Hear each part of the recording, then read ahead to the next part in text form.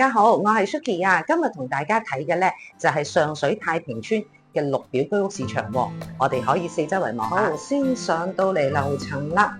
今日我哋睇呢一個咧係一個中層嘅單位，我哋開門入去睇下先。咁呢一個單位咧就係清水房嚟嘅，咁就冇任何間隔啦，咁就同房屋處當年交樓俾業主嗰個標準係一樣。咁我哋就可以自己再自由間隔啦。咁就望翻呢一個社區健康中心大樓，咁亦都望到呢一個威尼斯嘅泳池景。遠處咧就係呢個郁步苑同埋上水火車站。咁如果由屋苑步行到上水火車站咧，就非常之近嘅，大概係5分鐘左右嘅時間。咁就3邊窗。咁好多時咧就會有呢2個房間，就攞2個窗位，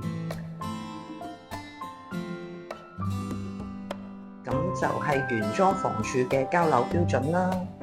咁單位都需要裝修嘅，廚房、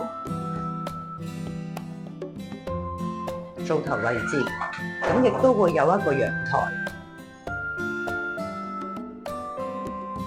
咁如果呢一個面積咧，就適合1至2人戶，或者係多一個小朋友去住嘅。咁我哋可以喺呢一個位置就間翻呢一個嘅飯廳位、客廳位啦。